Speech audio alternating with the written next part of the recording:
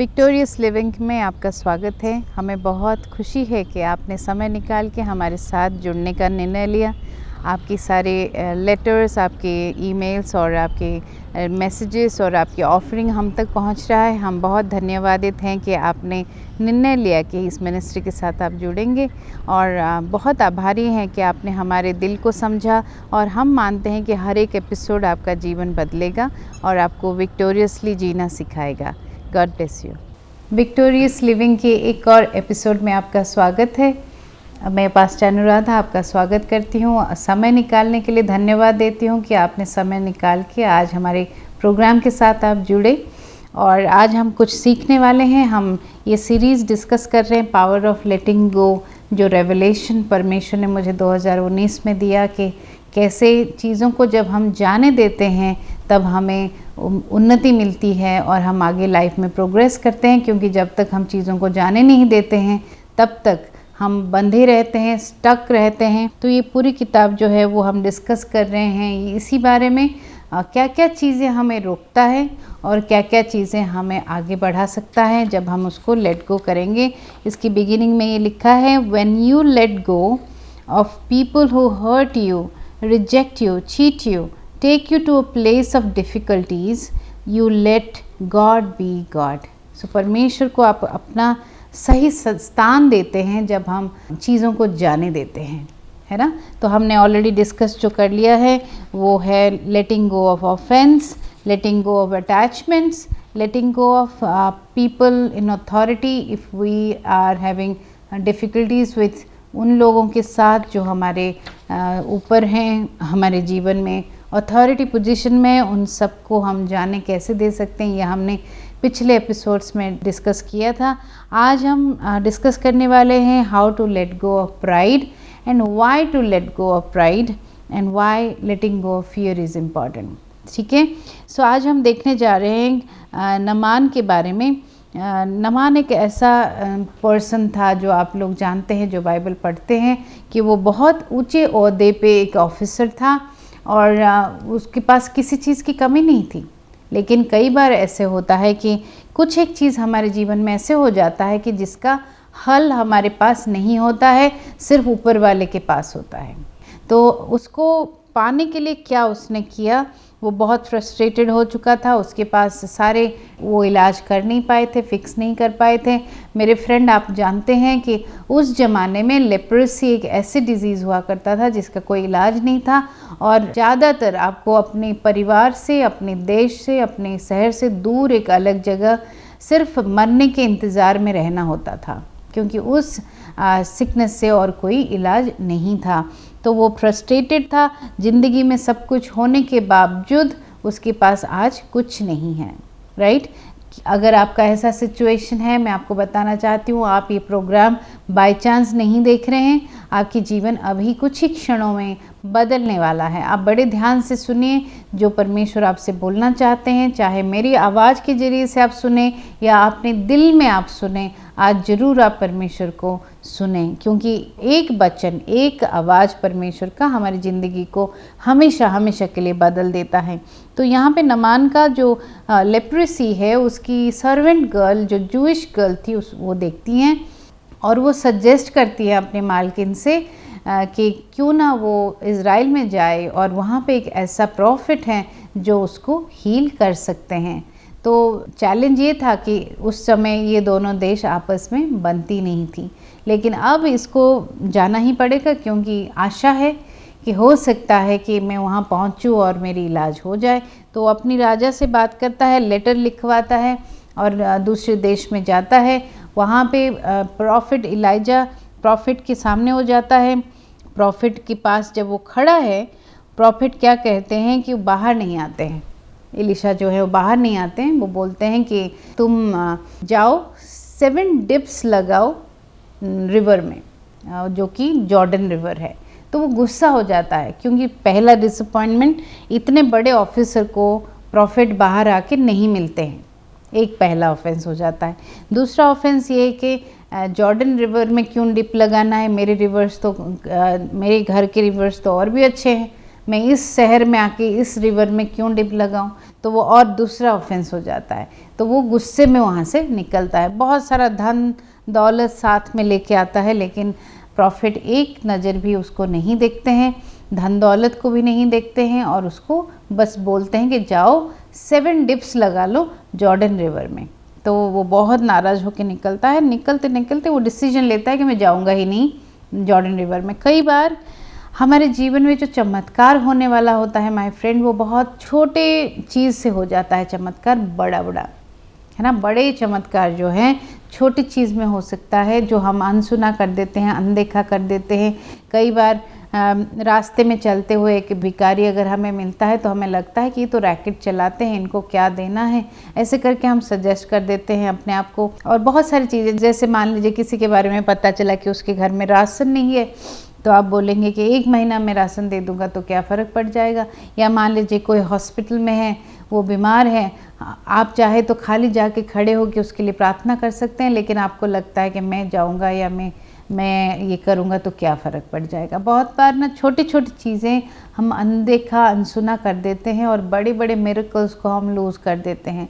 कई बार मेरे साथ ऐसा हुआ है कि मैंने छोटा सा कुछ किया हो और परमेश्वर ने मुझे बड़ा सा रिवॉर्ड दिया हो उसके बदले। बहुत बार मैंने देखा है कि मेरी छोटी छोटी जो चीज़ें परमेश्वर मेरे दिल में डालता है किसी के लिए करने के लिए, उसके बदले वो मुझे बहुत बड़ा अवार्ड देता है। सो कमिंग बैक, यहाँ पे छोटा सा एक काम करना था, जाके जॉर्डन रिवर में डिप लगाना था, लेकिन इनको पसंद नहीं आया। तो जाते जाते उनकी सर्वेंट ने बोला कि अगर उन्होंने आपको बड़ा सा कोई काम करने के लिए बोला होता तो क्या आप नहीं करते। तो सोचने लग जाता है कि हाँ, जाहिर बात है, अगर बड़ा कुछ बोलते तो मैं ज़रूर करता, छोटा सा काम कहा है इसलिए मैं नहीं कर रहा हूँ। तो वो जाके डिप लगाता है। पहला डिप में कुछ नहीं होता है, दूसरा, तीसरा, पांचवा, छठा, किसी में कुछ भी चेंजेस नहीं आता है। अगर आपने ज़िंदगी में बहुत बार अच्छी अच्छी चीज़ें की है परमेश्वर के लिए, तो आप अपना हिम्मत ना हारें और अच्छा करना बंद ना करें, क्योंकि गलातियों में लिखा है कि अगर तुम फेंट नहीं होगे while doing right, then only you will reap the reward. If you don't faint, you will reap the reward. So मैं ये आपको रिक्वेस्ट करना चाहती हूँ कि अगर आप अच्छा कर रहे हो मेरे फ्रेंड, अच्छा करते रहो अंत तक अच्छे बने रहो, अच्छा करते रहो। अपने आप को गिव अप करने मत दो, हारने मत दो। यहाँ पे छठा डिप में भी कुछ भी नहीं होता है। तो आई रियलाइज़ कि नीमन तो तब तक फ्रस्ट्रेटेड होगा, मन में बोल रहा होगा कि देखो 6 बार हो गया फिर भी कुछ नहीं हुआ, लेकिन सिर्फ ओबे करने के लिए वो 7वीं बार भी डिप लेता है। और 7वीं बार जब डिप लेता है और बाहर आता है, उसका स्किन बिल्कुल बेबी जैसा क्लीन हो चुका होता है कि आपका 7वां डिप का टाइम हो गया मेरे फ्रेंड। आज आपका समय आ गया है कि आप जो स्टेप ऑफ फेथ लेने वाले हो, आप जो आज करने वाले हो, उसका रिवॉर्ड आपको मिलेगा। पिछले रिवॉर्ड्स भी एक साथ आपको मिलेंगे। आप अगर कभी कंप्लेन किया है अपने, मैं चाहती हूँ कि आप ज़रूर आप माफ़ कर लीजिए उस इंसान को जिसने आपके खिलाफ कुछ गलत किया है। उस अपने आप को माफ़ कर लीजिए। अगर आपने गलत डिसीजन लिया है, आप अपने आप को भी माफ़ कर दीजिए। कई बार हम अपने आप का सबसे बड़ा दुश्मन बन जाते हैं, गिल्ट में रहते हैं, रिजेक्शन में रहते हैं, तो अपने आप को भी माफ़ कर लीजिए। और अगर आप सही करते आए हैं, आज हार मत मान जाइए, आज हार मत मानिए, सही रास्ते पे बने रहिए। आपको मैं रिक्वेस्ट करती हूँ और प्लीड करती हूँ, और आप देखेंगे मेरी बातों को साबित होते हुए आपके जीवन में कि आपका 7th डिप आएगा, आपका जीवन क्लीन हो जाएगा, जैसे नेमन का जीवन क्लीन हुआ। आपका जीवन में वो सारे ब्लेसिंग्स आ जाएंगे जिसका इंतज़ार आपने काफ़ी सालों से किया है। सो यहाँ पे जैसे 2 किंग्स 5 में 13 और 14 में हम पढ़ते हैं, but his officer try to reason with him and said, sir, if the prophet had told you to do something very difficult, wouldn't you have done it? So you should certainly obey him when he says simple, go and wash and be cured.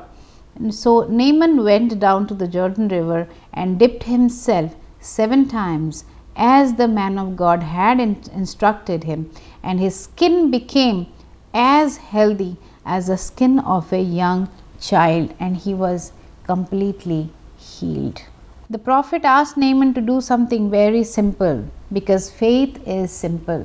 आपको मैं याद दिलाना चाहती हूँ, विश्वास जो है एक बच्चे की तरह हमें करना पड़ेगा परमेश्वर पे। विश्वास कॉम्प्लिकेटेड नहीं है। आपको मैं क्विकली बताना चाहूँगी, कुछ साल पहले मुझे एक एंजल आए ड्रीम में, और मैं शायद बहुत चीज़ों को लेके परेशान थी। बहुत पहले मैं चीज़ों को बहुत सोचती थी और कॉम्प्लिकेट करती थी। मेरे सरमन्स भी बड़े कॉम्प्लिकेटेड थे, क्योंकि मैं ग्रीक और हिब्रू उसमें ऐड करके सरमन को बहुत एलोकेंट बनाती थी और बहुत मेहनत करके प्रीच करती थी, तो जस्ट टू से कि लोग मुझे अच्छा अच्छा कहें। मैं आज एग्री करती हूँ ये। लेकिन एक एंजल अपीयर होते हैं मेरे ड्रीम में और वो बोलते हैं कीप इट सिंपल। वो दिन है और आज का दिन है। मैंने अपने लाइफ को सिंप्लीफाई किया है, मैंने अपने रिलेशंस को सिंप्लीफाई किया है, मैंने अपनी सर्मन्स को सिंपल बनाया है। परमेश्वर ने बोला कि अगर तुम्हारी बातें एक 3 साल के बच्चे को समझ में आ जाए तो तुम्हारा प्रचार जो है वो सामर्थी है। अगर एक छोटा सा बच्चा तुम्हारी बातों को समझ जाए तो समझ लो कि तुम्हारी प्रीचिंग जो है वो पावरफुल है। तो उस दिन से लेके मैं फेथ के बारे में इतना आपको बोल सकती हूँ कि फेथ इज़ वेरी सिंपल। जैसे छोटा बच्चा, आप उसको बोलेंगे 3 साल का बच्चा है, चलो आज चांद पे चलते हैं, वो रेडी हो जाएगा। वो कभी नहीं बोलेगा कि मेरा पिता या मेरी माता के पास वो सामर्थ्य नहीं है कि वो मुझे चांद की तरफ नहीं ले जा सकता, क्योंकि उसका फेथ जो है अपने माँ बाप के ऊपर सिंपल है। आज मैं आपको चैलेंज करती हूँ, जो पिता परमेश्वर को आप अपना पिता मानते हैं, प्रभु मानते हैं, क्या सिंपली बहुत साधारण तरीके से एक बच्चे की तरह से क्या आप उसको बिलीव कर सकते हैं? अगर उसने बोला है वो ज़रूर करेगा। जो उसने प्रॉमिस की है आपको, बाइबल बताती है कि we inherit the promise with faith and patience. With faith and patience. क्या आप उस प्रॉमिस को इनहेरिट करने के लिए जरा सा परमेश्वर पे बच्चे जैसा फेथ दिखाएंगे? वो बहुत प्लीज़ हो जाता है मेरे फ्रेंड, जैसे ही वो देखता है कि मेरा बच्चा मुझ पे बिलीव करता है, वो प्लीज़ हो जाता है। वो बोलता है क्यों ना मैं सब कुछ इसको करके दूँ, क्योंकि वो मेरे ऊपर बिलीव कर रही हैं, है ना। सो परमेश्वर पिता को विश्वास भाता है। जैसे हिब्रू में हम पढ़ते हैं, without faith it is impossible to please God. आप परमेश्वर के आसपास भी नहीं जा सकते अगर आपके अंदर फेथ नहीं है। सो मैं ये आपसे रिक्वेस्ट कर रही हूँ कि आप अपनी जो मिरेकल है, अपनी प्राइड की वजह से उसको ना रोकें। अपनी प्राइड की वजह से आप मिरेकल को ना रोकें। नेमन प्राउड था क्योंकि वो पावरफुल था। नेमन प्राउड था क्योंकि उसको लगा कि जो एलीशा है वो बाहर आके हाथ हिला के उसको हीलिंग नहीं दिया उन्होंने। नेमन प्राउड था कि देखो मैं इतनी बड़े ओहदे की ऑफिसर हूँ और मुझे उतना रिस्पेक्ट नहीं मिल रहा है जितना मिलना चाहिए। लेकिन यहाँ पे उसने लेट गो ऑफ प्राइड किया। कब? जब उसको सर्वेंट ने सजेस्ट किया कि अगर बड़ी चीज़ बोलते तो आप ज़रूर करते, छोटी चीज़ बोल रहे हैं तो आप क्यों नहीं कर रहे हैं। तो इसलिए अपने प्राइड को उसने लेट गो किया, घमंड को लेट गो किया। मैं पर्सनली भी ऐसे लोगों को जानती हूँ जो बहुत कुछ जानते हैं परमेश्वर के बारे में, लेकिन उनको अपने आप पे इतना घमंड रहता है, अपने स्पिरिचुअल लाइफ पे इतना घमंड रहता है, अपने टैलेंट्स पे इतना घमंड रहता है कि वो परमेश्वर से रिसीव नहीं कर पाते हैं। परमेश्वर को कुछ देते हुए जैसे एक चुटकी लगता है, एक चुटकी में वो सब कुछ आपको दे सकता है। लेकिन क्योंकि हम खुद अपनी हार्ट का कंडीशन ठीक नहीं रखते हैं, क्योंकि हमारे एटीट्यूड ठीक नहीं है और हमारे अंदर घमंड है किसी न किसी तरह का, इसलिए हम रिसीव नहीं कर पाते हैं। आज मैं आपको चैलेंज करती हूँ, let go of pride. Whatever pride that you are facing, आप अच्छी तरह से जानते हैं आपकी क्या कमी है। लेट मी टेल यू, हम लोग सब अच्छी तरह से जानते हैं कि हम किस बात में हमारी कमज़ोर है। तो आप अच्छी तरह से जानते हैं क्या होल्ड बैक कर रहा है आपकी कामयाबी को। जैसे ये प्रोग्राम का नाम हम विक्टोरियस लिविंग इसलिए कह रहे हैं, जब परमेश्वर ने अपने बेटे को नहीं छोड़ा तो वो हमें विक्ट्री क्यों नहीं देगा। जब उसने अपने आप की कुर्बानी कर दी कि वो हमसे इतना प्रेम रखता था, परमेश्वर ने जगत से इतना प्रेम रखा कि उसने इकलौते पुत्र को बलिदान दिया ताकि आपको और मुझे अबंडेंट लाइफ मिले। अगर अबंडेंट लाइफ के लिए उसने अपने बेटे को दिया है तो हमें विक्ट्री वो क्यों नहीं देगा, चाहे वो पर्सनल सक्सेस हो, चाहे प्रोफेशनल सक्सेस हो, चाहे स्पिरिचुअल सक्सेस हो। परमेश्वर चाहता है कि हम विक्टोरियस लाइफ जिएं। इसीलिए उसने इतनी कुर्बानी दी। अगले चैप्टर तक बढ़ती हूँ, उसका नाम है लेटिंग गो ऑफ फियर। ये बहुत इंटरेस्टिंग है। फियर और फेथ कभी साथ नहीं चल सकते। फियर जो है वो शैतान को अट्रैक्ट करता है, फेथ जो है वो परमेश्वर को अट्रैक्ट करता है। लेकिन can I tell you something, हर इंसान कोई भी सिचुएशन में कभी भी फियरफुल हो सकता है। हमारे पास बहुत सारे ब्रांचेस है फियर की। फियर ऑफ अननोन, जब हमें दुनिया के बारे में आगे क्या होगा नहीं पता, हम बहुत डर जाते हैं। और हमें फियर ऑफ डेथ है, मरने का बहुत डर है हम सबको, और हम समय से पहले जाना नहीं चाहते हैं, एक्सीडेंट से डरते हैं। हमें फियर ऑफ रिजेक्शन है, हमारे पास डर जाते हैं कि अगर मैं इस बारे में, इस परमेश्वर के बारे में अगर इससे बात करूं, क्या पता वो मुझे रिजेक्ट कर दे, क्या पता वो मुझे इंसल्ट कर दे, तो फियर ऑफ रिजेक्शन है। फियर ऑफ अननोन जो है वो बहुत लोगों को सताता है। 90% लोग जो हैं वो फियर ऑफ अननोन, क्योंकि वो जानते नहीं आगे क्या होने वाला है, उससे वो डरते रहते हैं। तो हर एक इंसान को फियर का अटैक होता है। जैसे फाइनेंशियल फियर है, बहुत लोग पैसे से डरते हैं कि क्या पता मेरे पास होगा ही ना। लेकिन बहुत सारे लोग ना दान नहीं कर पाते हैं, दशमांश नहीं देते हैं, क्योंकि उनको डर लगता है कि मैं क्या करूं, मेरे पास कितना बचेगा। तो फियर ऑफ फाइनेंस है कि लैक का फियर है कि मुझे लैक ना हो जाए, ताकि मैं अपने आप को बचा लूं, पहले मुझे दान ना देना पड़े। लेकिन वचन कहता है जो देता है वो बढ़ता है, और वो ज़िंदगी में और बढ़ता है। जो देता है उसको और मिलता जाता है। तो यहाँ पे ये वाले चैप्टर में परमेश्वर ने मुझे क्या दिखाया, अननायास के बारे में दिखाया कि जब अननायास को बोला गया कि जाओ सौल का, जो अभी रिबेल कर रहा था लेकिन अब वो मेरे शरण में है, 3 दिन से वो ब्लाइंड है, आप उसको जाके हील करो। तो पहला रिएक्शन जो अननायास का था, वो बोला अरे परमेश्वर आप मुझे क्यों भेज रहे हैं वहाँ पे, क्योंकि वो तो सबको मार रहा है, सारे क्रिश्चियंस को मार रहा है, अब मैं जाऊँगा तो सबसे पहले तो वो मारेगा। तो फियर ऑफ डेथ जो एकदम से अननायास को आता है, और परमेश्वर उसको समझाते हैं कि नहीं, वो अब मेरे शरण में है। तो अब अननायास अपने फियर को ओवरकम करता है और जाता है, सॉल का इलाज करता है। सो यहाँ पे मैं पढ़ूंगी वचन में, acts chapter 9 verse 17 to 19. So Ananias went and found Saul. He laid his hands on him and said, Brother Saul, the Lord Jesus, who appeared to you on the road, has sent me so that you might regain your sight and be filled with Holy Spirit. Instantly something like scales fell from Saul's eyes, and he regained his sight. Then he got up and was baptized. Afterwards, he ate some food and regained his strength. So आप देखिए, अगर अननायास step नहीं लेता, परमेश्वर की बातों को नहीं मानता, अपने फियर को ओवरकम नहीं करता, क्या आज हमारे पास 3/4 ऑफ न्यू टेस्टामेंट होता? क्या आज जो पौलुस ने काम किया है, पौलिन के जितने भी गॉस्पल्स हैं, जितने भी हम देखते हैं लेटर्स हैं, क्या वो होते? क्या उसके जीवन में परिवर्तन आता? एक इंसान के साहस का कारण सॉल बिकेम पॉल। एक इंसान के साहस से।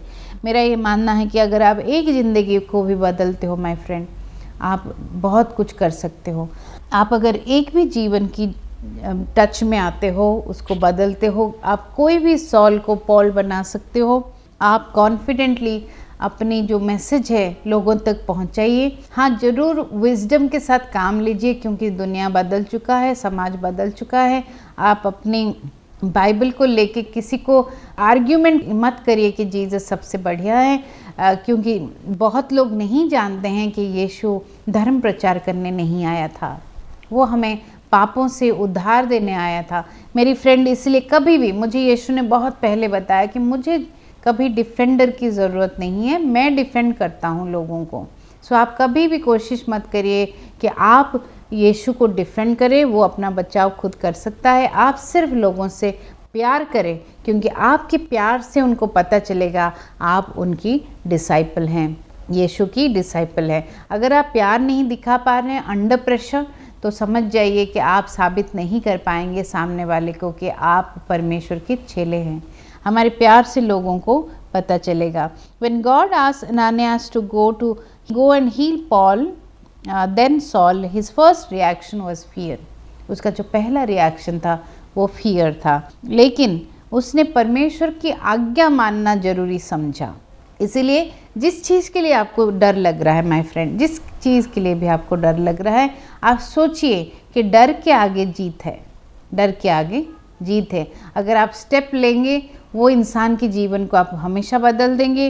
वो बिज़नेस जो आप डर के स्टेप नहीं ले रहे हैं, अगर आप वो स्टेप ले लेंगे, हो सकता है वो बिज़नेस सबसे बड़ा बिज़नेस बन जाए आपकी परिवार की हिस्ट्री में। आप हो सकता है जिस रिलेशन के लिए डर रहे हैं, अगर वो रिलेशन के लिए आप स्टेप ले सकते हैं, कुछ कर सकते हैं, तो हो सकता है वो रिलेशन आपके लिए ब्लेसिंग का कारण बन सके।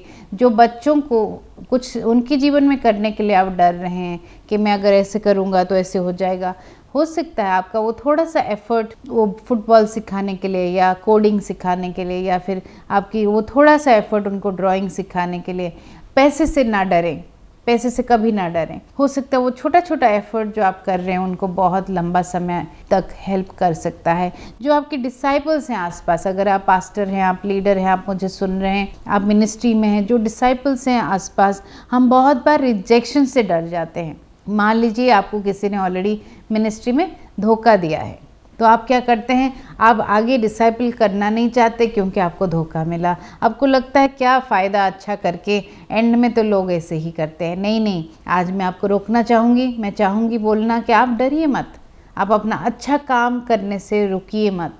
हो सकता है कुछ लोगों को आपका वैल्यू पता नहीं चला, लेकिन मैं गारंटी देती हूँ कोई ना कोई ऐसे आएगा जीवन में जो आपको बहुत सराहेगा और बहुत आपका वैल्यू करेगा, आपके रिजेक्शन को हील करेगा। अपना अच्छा काम कभी बंद ना करें। मैं फिर से याद दिलाना चाहूँ कि आज हमने प्राइड के बारे में देखा, आज हमने फियर के बारे में देखा कि दोनों ही ये चीज़ हमें अपनी मिरेकल्स लेने से रोकते हैं, और हमें ये जो प्राइड और फियर है ये हमें कामयाब होने से भी रोकते हैं मेरे फ्रेंड। लेकिन ये प्रोग्राम का नाम जो हमने दिया परमेश्वर की तरफ से विक्टोरियस लिविंग है। क्यों? क्योंकि परमेश्वर ने एक लौते पुत्र को दिया है ताकि हम विक्ट्री के साथ जी सकें। मैं आज आपके लिए प्रार्थना करती हूँ कि जिस चीज़ का डर है आपको, वो डर से आज आपको आज़ादी मिले। आप मिडिल हेल्थ के हैं, आप थोड़े से हेल्दी हैं, आपको मैं ज़रूर सलाह देना चाहूँगी कि अपने शरीर का ज़रूर आप देखभाल करें। आप इतने जल्दी नहीं मरने वाले हैं, आप अपने आप को फिट रखिए। मरने का डर जो आपको सता रहा है, मैं प्रार्थना करती हूँ हर वो व्यूअर्स से जो आज देख रहे हैं मुझे, आपकी चाहे बिज़नेस की तकलीफ़ हो, जॉब की तकलीफ़ हो, आपकी रिलेशनशिप की तकलीफ़ हो, आज मैं यीशु के नाम से प्रार्थना करती हूँ कि आपको आज़ादी मिले। आप अगर सुनते हुए आपको लगा, आपकी दिल में शरीर में आने दिया है, मैं सिर्फ चाहती हूँ आप एक लंबा सांस लें और बोलें कि परमेश्वर मुझे माफ़ कर, क्योंकि परमेश्वर बहुत इजीली माफ़ करता है। वो विलम्ब से क्रोध करता है, बहुत इजीली आपको प्यार करता है। इसलिए बस उसको बोले कि खुदा माफ़ कर, परमेश्वर माफ़ कर कि मैंने घमंड किया। आज जैसा तू बोलेगा वैसे मैं करूँगा, जैसे आप बोलोगे परमेश्वर वैसे ही मैं करूँगा, और मुझे आप रिस्टोर करें। और आप जैसे नेमन को आपने रिस्टोर किया, जैसे मैंने आज सुना पास्टर बोल रही थी, वैसे ही आज आप मुझे रिस्टोर करें। जो आज तक मुझे नहीं मिला है परमेश्वर आप मुझे वो दें, क्योंकि नेमन का 7th डिप उसकी जीवन को हमेशा के लिए बदल देता है। ऐसा होने दे परमेश्वर कि आज जो लोग भी मुझे देख रहे हैं, आज उनका 7th डिप हो और आप उनके जीवन को बदल दें। मैं प्रार्थना करती हूँ हर किस्म का, हर तरीके का जो फियर लोगों को सता रहा है, मैं प्रार्थना करती हूँ यीशु के नाम से कि सारी जो डर की आत्माएं हैं आपको छोड़ के चले जाएं। चाहे वो किसी भी ब्रांच में हो, एंग्जाइटी की ब्रांच में हो, चाहे फियर के ब्रांच में हो, चाहे फियर ऑफ रिजेक्शन के ब्रांच में हो, किसी भी एरिया में वो हो डर, वो यीशु के नाम से आपके जीवन से चले जाए। अगली बार फिल्म मिलने से पहले मैं आपको रिक्वेस्ट करूँगी, जो नंबर्स दिए जा रहे हैं उन पे आप ज़रूर सो करें, क्योंकि जिस सरमन पे, जिस ग्लोरी में, जिस वचन पे आप सो करते हैं वो आपके जीवन में एस्टैब्लिश हो जाता है। आज अगर आपको डिलीवरेंस मिला है, ज़रूर आप हमें फ़ायदा हुआ है, जिससे हम भी इंस्पायर होंगे और हमें भी ये प्रोग्राम को कंटिन्यू करने में मदद मिलेगी। बड़े बड़े चीज़ों को मैंने छोटे छोटे ऑफरिंग से पाया है जीवन में। छोटा छोटा चीज़ जो परमेश्वर सो करने के लिए बोलते हैं उसमें बड़े बड़े फ़ायदे होते हैं, जैसे नए मन को फ़ायदा हुआ। मैं प्रार्थना करती हूँ कि आपके सारे संकट परमेश्वर दूर करें और may the Lord bless you, make his face to shine upon you, give you peace, keep you safe all the days of your life. ऐसा हो कि आप से हमेशा हेड बनते रहें, ऐसा हो कि आपके जीवन में कभी भी ग्रॉसरी का, जीवन में कोई भी किसी चीज़ की कमी ना हो। जहाँ पे भी आप जाएं वहाँ पे आप तरक्की करें। यीशु के नाम से मेरी ये दुआ है, प्रार्थना है। Until I meet you again, stay encouraged।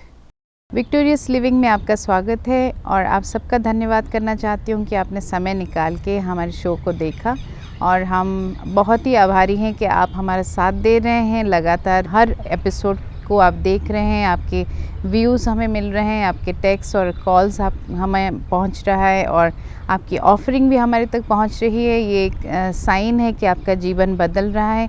सो हम क्विकली आपके लिए प्रार्थना करना चाहेंगे कि परमेश्वर जो कोई भी इस मिनिस्ट्री के साथ जुड़ रहा है, परमेश्वर इस मिनिस्ट्री में सो कर रहा है, परमेश्वर उन सब के लिए हम आज प्रार्थना करते हैं कि आप उनको लूक के हिसाब से बहुतायत से देंगे। जो देता है उसको दिया जाता है परमेश्वर। और मैं ऑल्सो इनके जीवन में मलकी चैप्टर 3 वर्स 10, 11 एंड 12 प्रार्थना करती हूँ कि ये इस समाज में, इस दुनिया में, while they are alive they will be blessed in the city and the country. परमेश्वर का मैं बहुत बहुत धन्यवाद देती हूँ कि आपने हमारे साथ जुड़ने का निर्णय लिया और अब हमारा साथ देने का निर्णय लिया। धन्यवाद करते हैं और all the best for your future.